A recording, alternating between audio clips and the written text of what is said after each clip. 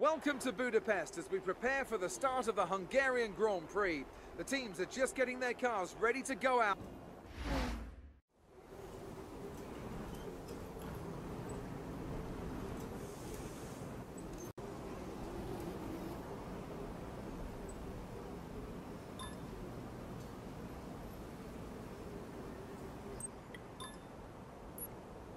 We'll make the changes you requested.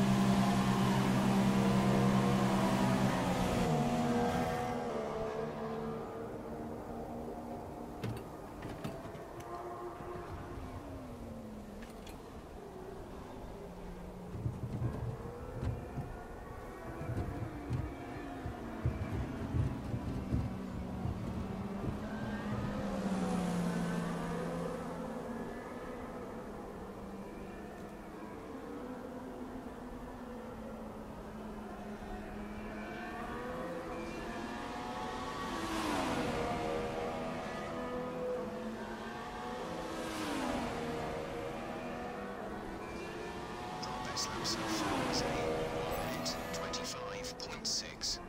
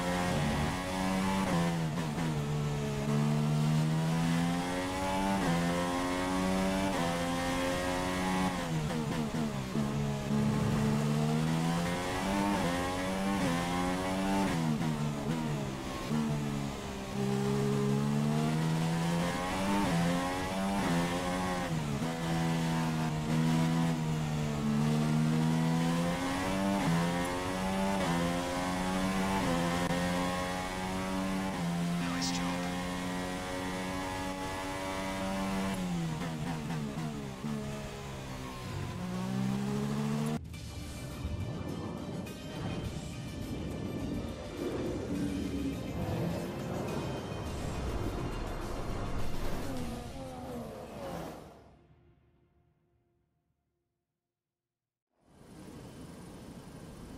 Here we go again then for another round of Grand Prix action. The conditions are just right to spice up the racing in this part of the world today, and we're all itching to get underway.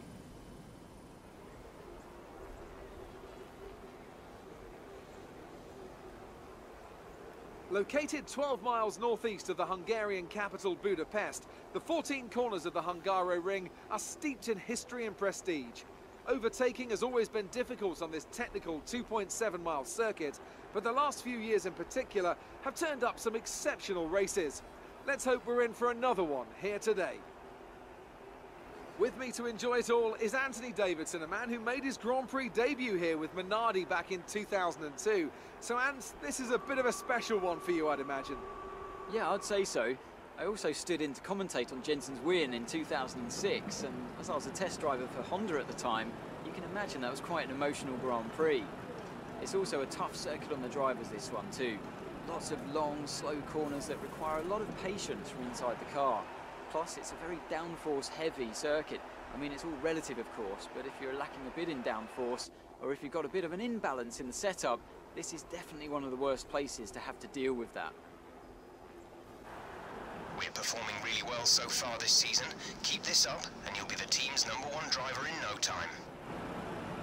With that then, let's run through the grid order. Lewis Hamilton lines up on pole position, with Nico Rosberg alongside. Looking down the rest of the grid we have Vettel, Raikkonen, Daniel Ricciardo and Verstappen, Alonso, Bottas, Button and Sergio Perez, Grosjean, Hülkenberg, Felipe Massa and Sainz, Kvyat, Gutierrez, Kevin Magnussen and Pascal Wehrlein, Palmer and Ericsson, Rio Haryanto and Felipe Nasser starts from the back of the grid. And with lights out just moments away, it's time to go down to the track.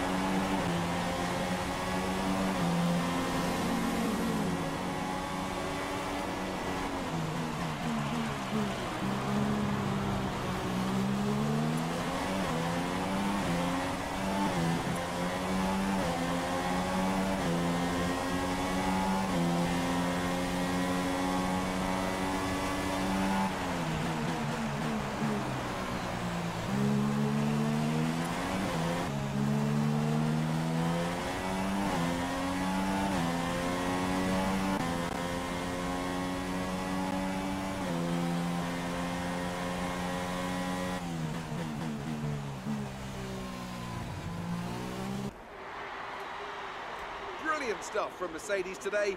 That's another historic win. And I have to wonder, Anthony Davidson, just what set them apart from the competition here. The difference was clearly in the strategy. You could tell they'd done a lot of work on the pit wall to really optimise each stint and get the most out of the tyres. And it highlights just how much of a team sport this really is. But credit to the driver as well, though. There's no good having a well-oiled machine behind the scenes without a talented hand on the wheel, of course. Well, this is it. This is where they all want to be. Here come the top three then, out onto the podium after a fascinating Grand Prix.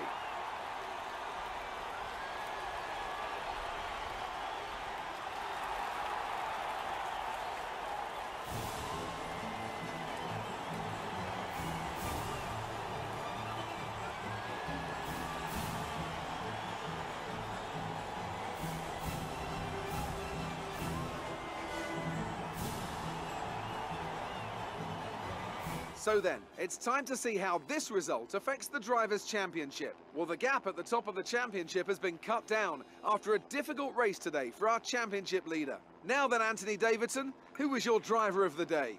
Well, after a drive like that, it's got to be Nico Hülkenberg, hasn't it? Very clean, very smooth. He can be really pleased with that one. On to the constructors then.